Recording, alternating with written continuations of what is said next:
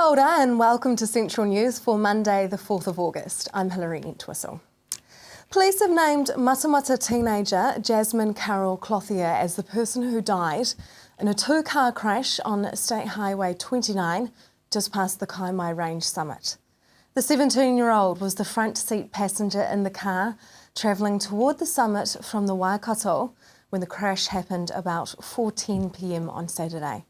State Highway 29 was closed for about 4 hours as police cleared the scene and the SCU were called to investigate. The Transport Agency has confirmed the preferred option for the Bay Park to Bayfair Link upgrade project. The project is estimated to cost $102 million and will reduce congestion and improve safety for motorists. Project manager Greg Stevens explains the preferred route. So the investigation for the Bay Park to Bayfair link upgrade has now come to an end. We've now identified the preferred option, option 3A, and what that consists of is the Bayfair roundabout will be replaced with traffic signals and a flyover structure will go in from one side of Maunganui Road to the other. At the Tamonga intersection, again, the roundabout there will be removed and State Highway 29 will be elevated over State Highway 2 and the railway and will be served by on and off ramps, and the railway line will be relocated to the back of Owens Place Retail Park. Mount Mauganui's Bay Oval will be back in the international cricket spotlight with Afghanistan to play 4 matches at the venue in October. As part of a series of warm-up matches for next year's ICC Cricket World Cup, the side will play the 50-over matches at Bay Oval in early October. The fixtures announced by the ICC this week are part of a schedule that will also see Ireland, Scotland and the United Emirates travel to New Zealand and Australia as part of the ICC's High Performance Programme. Waikato Regional Council has agreed to adopt and sign a deed for the long-term monitoring of the world-leading Lake Taupo Protection Project. The decision comes as the project enters the home straight in terms of achieving its targets for reducing nitrogen getting into the lake. Nitrogen from surrounding land can leach into the water and stimulate the growth of algae, which affects lake health. Currently, the project has secured nitrogen reductions of more than 150 tonnes a year through a variety of mechanisms, including paying people to end or change land uses. A contract for the remainder is expected to be finalised before the end of December. Efforts to reduce nitrogen in the lake have been supported by more than $80 million from Central Government, Waikato Regional Council and Taupo District Council. Now for our region's marine forecast. West Coast Raglan, you've got southwest 25 knots out there, seas becoming rough and southwest swell rising to 4 metres for a time. Your high tide is at 16:40. East Coast Bay Plenty, southwest 20 knots and fine out there. Your high tide in Tauranga is 1:45 in the afternoon. Just ahead, Waikato towns. How are they shaping up in the housing market? Welcome to Central News on TV Central. Loan-to-value ratios were introduced by the Reserve Bank in October last year, meaning that buyers must have a deposit of at least 20% before banks can approve funding. Anne-Marie spoke with Kevin Dean from Kevin Dean Real Estate to find out what effect the LVR has had on house prices in smaller Waikato towns. Kevin, what effect is the loan-to-value ratio having on smaller Waikato towns? Certainly quite a significant effect. If you track the past 12 months, and the LVRs came in last September, and you look at the turnover of homes, the volume, and from that preceding 6 months, and then we track right through in the past 6 leading from that, quite a significant drop in not only in the volume, but also obviously cumulative values, but particularly hitting those first home buyers who are struggling to perhaps find the ways around or aren't aware of the ways perhaps around the LVRs. What are we seeing in the smaller towns such as Morrinsville and Matamata, Te Aroha, Cambridge? Cambridge is probably a little bit different. It's sort of stood apart from the LVRs to a large degree, although it has had a bit of a slowdown effect in probably the last 45 to 60 days. But it withheld, if you like, the ravages of LVR, mainly because of a lot of other drivers. Most of our smaller rural towns are primarily dairy based as a dairy servicing.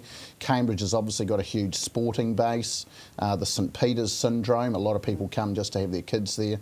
The equine, the commuter suburb of Hamilton.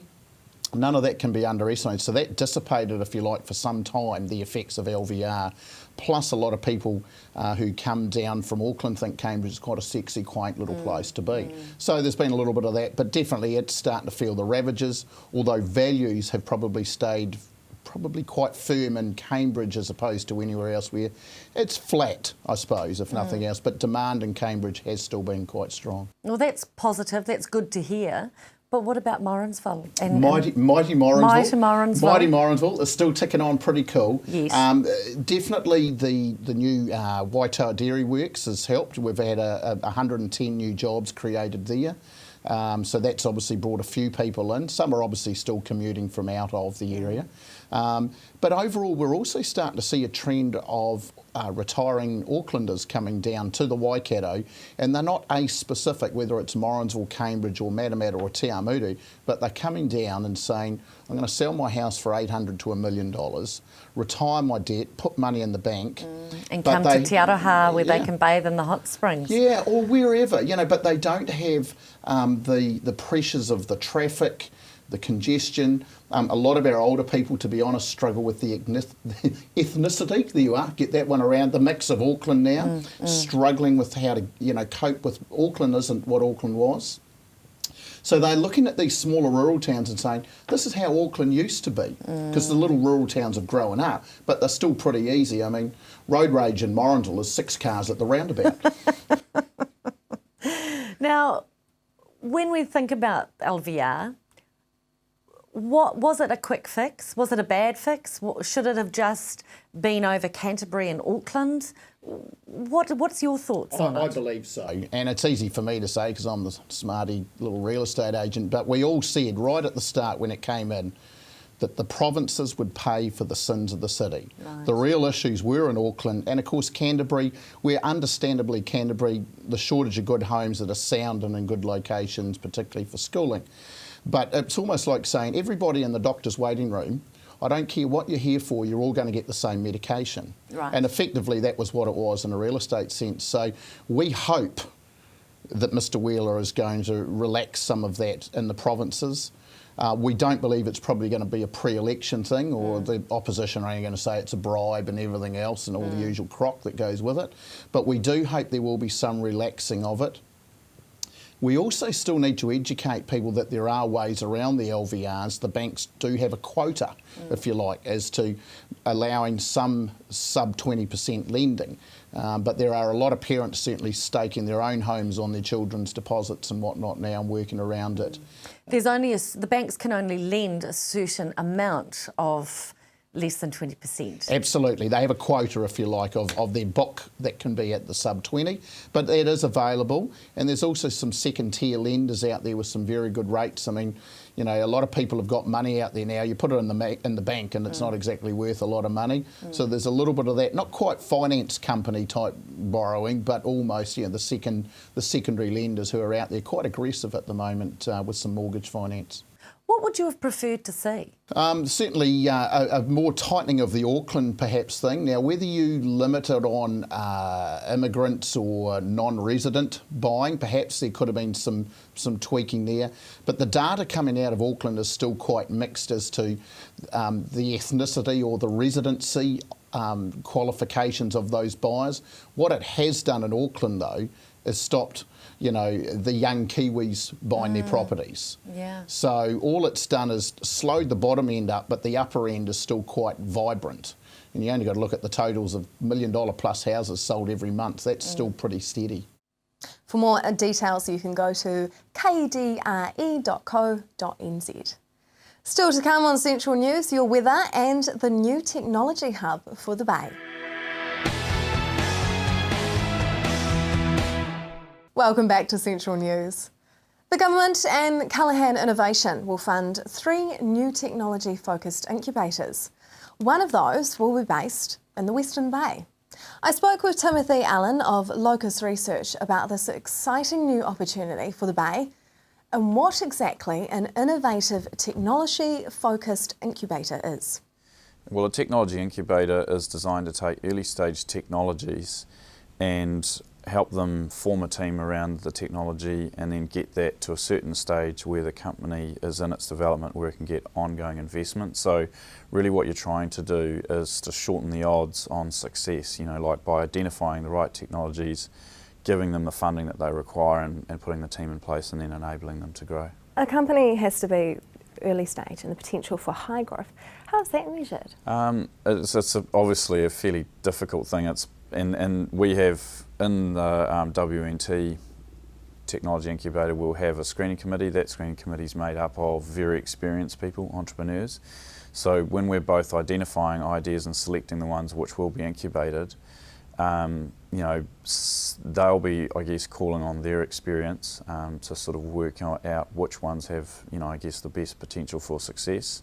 And also, we're looking for things that are not just technology push, but market pull. So you're saying, well, you need to have a great technology, but you also need to have a reason for actually taking it to the market. What could a reason be? Well, if you can imagine that, most technology is described as features. So it's sort of like I've got, if you're talking about a computer, you've got a 300 megahertz processor and so on and so forth, which is quite normal in a technology sense. But if some normal customer walks through the door to go buy a computer, they actually don't care about all that stuff. They just, they'll describe things in a different way. So, if you can imagine that, let's just say like electric cars kind of solve a specific problem that's caused by using petrol, like you've got the emissions, you've got the hassle of refuelling, the cost of refuelling, things like that. So, some of those, the problems or the opportunities that are coupled with the technology can be expressed in a variety of different ways. So it's just sort of trying to marry them up and look for something that's got a strong aspect of both of them to it. This is only one of 3 proposals accepted nationwide. What do you think made this one of those 3? Well, the way Callaghan expressed it to us was that they really liked the experience of the team and the entrepreneurs, people like Steve Saunders, Ian McRae, and then you also had Peter Wren Hilton, and then the commercial focus of it. So they thought that it looked pretty hungry. I think we'll take that as a positive. But also they said that within the region, it's very interconnected, very collaborative. So in part, they've selected it because of the region of the Bay of Plenty and what it's like at the moment. Do you think they saw the Bay as potentially an IT hub? Well, I don't know whether or not it'll be an IT hub. Keep in mind the technologies we're talking about could be primary sector, could be high value manufacturing or ICT. So, and what we've really, explained is that where we see the real multiplier is where you've got ideas that can leverage, because you could quite reasonably have something that has got an ICT component, is for the primary sector, but is also high value manufactured articles. So we're really going for the cross-fertilisation of those areas. We will be bringing you more about this opportunity for the Bay this week. Northgate Business Park covers 109 hectares at Horotui, about 8 kilometres north of Te Rapa. This new development is strategically placed with the main trunk railway line running through it and bordering the new Waikato Expressway. It also has permission from Kiwi Rail to join up to the main trunk. Anne-Marie spoke with the project manager, Graham Lee, to find out more about the environmental plans and discovered more about the Northgate Business Park. It's a 109 hectare industrially zoned business park for new businesses to relocate there. So that's what it is. And whereabouts is it?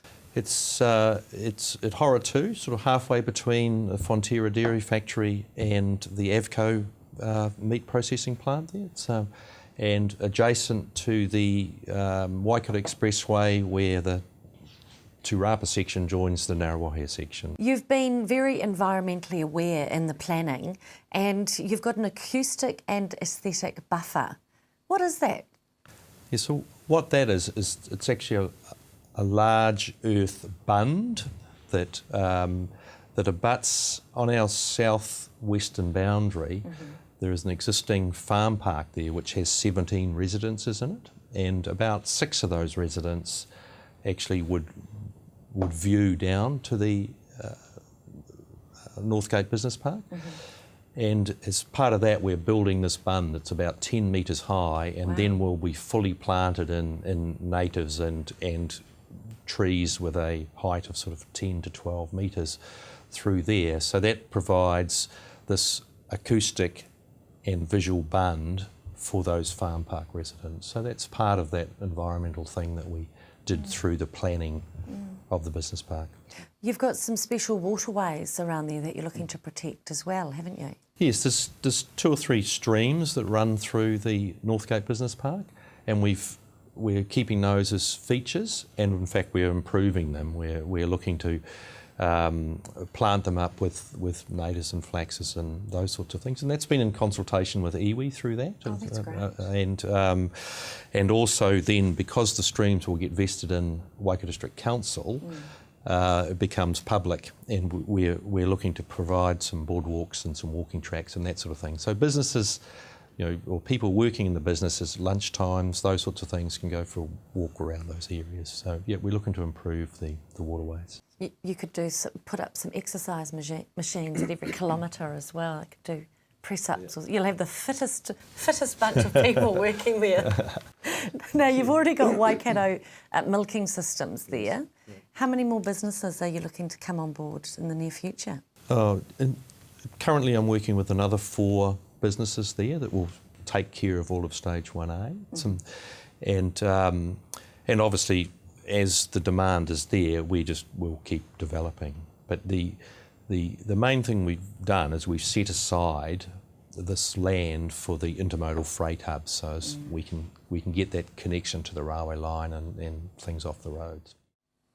For more details, you can go to northgatepark.co.nz. Coming up next, the ship delivering hope. Welcome back. Marine Reach is a Christian and humanitarian organisation composed of volunteer professionals and ordinary men and women providing healthcare to the most isolated and needy people worldwide. How do you get there? By ship, of course. The MV Pacific Hope is currently being refitted in Tauranga Harbour. I spoke with Captain Jesse Misa about where the next mission is and when they will set sail. We hope to sail this coming May of next year, 2015. And the countries we're going through will be Samoa, Fiji, and Vanuatu. And we hope to spend 5 to 6 months of medical missions in those countries. What is the quality of health and living standards like for some of the people on the Pacific? That's a really good question, Hilary, because we find that every country we go through, we find that there are a lot of medical needs in those nations, but some are non-existent. Like, for example, in the areas of Papua New Guinea that one of our ships are serving right now, the statistics are quite sad, wherein 1 in 7 women die of childbirth. 1 in 5 child die because of the lack of quality health care. 95% of the population are exposed to malaria. So the list goes on in terms of those needs, and the problem is there's no medical help. There was the statistics right now in Papua New Guinea, in PNG, we see that one dentist is ratio-wise is 1 to 100,000 people per dentist. So you see the needs are great. So the ship like this is so needed in going out to those isolated islands because they don't have medical help. And when you guys pull up, do they flock to you? Well, the thing about it is we do a lot of advanced work, Hilary. It means that we connect with governmental agencies, non-NGOs before we get there. So before we get to the islands, we're prepared, we know what we're going to be doing, so we don't waste our resources and energy. So we have the right doctors in place, and the amount of people we'll be seeing will be in line. And of course, the problem is because of the isolation on these islands, a ship is the only form of transport that can bring this kind of services to them. So yes, we are welcomed by the islands. The generosity we receive there is amazing. But then again, the needs are also very great. How many people are you likely to see in one day? In a day, I would say an average of 40 to 50 people a day, depending on the population base of the islands. But normally in an outreach season, that's 5 to 6 months, we see between 10 to 15,000 people. So it sounds like you need a lot of volunteers of all different types of skills. What are you currently looking for? In terms of our medical programs, of course, we need skilled volunteers and doctors, ophthalmologists, dentists, specialized nurses, and the like. But also, we also take ordinary men and women who have got the capacity and the dream to help other people. And so in that light, we need, right now with the refit of the vessel, we need welders, carpenters, cabinet makers, pipe fitters, and people who just want to chip and paint rust, you know, and get the ship ready for its next outreach, which is, and also for the next 25 years. That's why we're doing it right. We're doing a lot of refit on board the ship right now, and our plan is to do it once and do it right. And so when the ship is ready by next year, it will be going on a 25-year mission from Tauranga here. And never to return in those 25 years? Well, it will. It will come back every year because we have to come back for the cyclone season. We don't want to be caught up, you know, between the months of December to April. That's where the cyclone season happens. So we're back here, and during that time, the ship will undergo more refit and more gathering of supplies and raising funds for the next outreach season for the next year. If you'd like to help out with Marine Reach in any way, maybe you would like to simply scrape rust and help paint, you can email volunteers@marinereach.com or visit their website, marinereach.com. Now for our region's weather, Hamilton, fine with morning frost and evening cloud. Southwesterlies and 14 your expected high and 6 your overnight low. The rest of the Waikato, the same, fine with morning frost and evening cloud. Southwesterlies as well, Pairoa 15 and 5, Matamata 13 and 5, Te Aomutu 14 and 6, and Tokoroa you can expect a high of 12 and an overnight low of 3. Bay of Plenty, Tauranga fine with morning frost and southwesterlies. Your expected high is 15 and an overnight low of 7. The rest of the Bay of Plenty, fine with morning frosts in sheltered places. Southwesterlies as well. Te Puke, your expected high is 14 and 7. That is the news for today. Like us on Facebook or email us at news@tvcentral.co.nz and let us know if there is something happening in your community. Join me again tomorrow night for more stories from the Bay of Plenty and the Waikato. I'm Hilary Entwistle. I hope you have a lovely evening.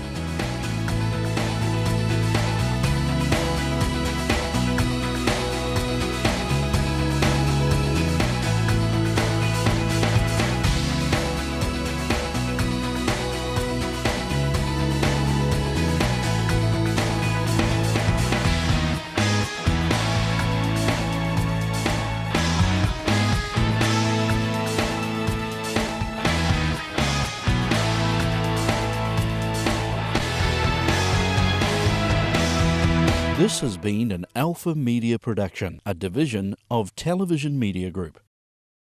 Supporting local content so you can see more of New Zealand on air.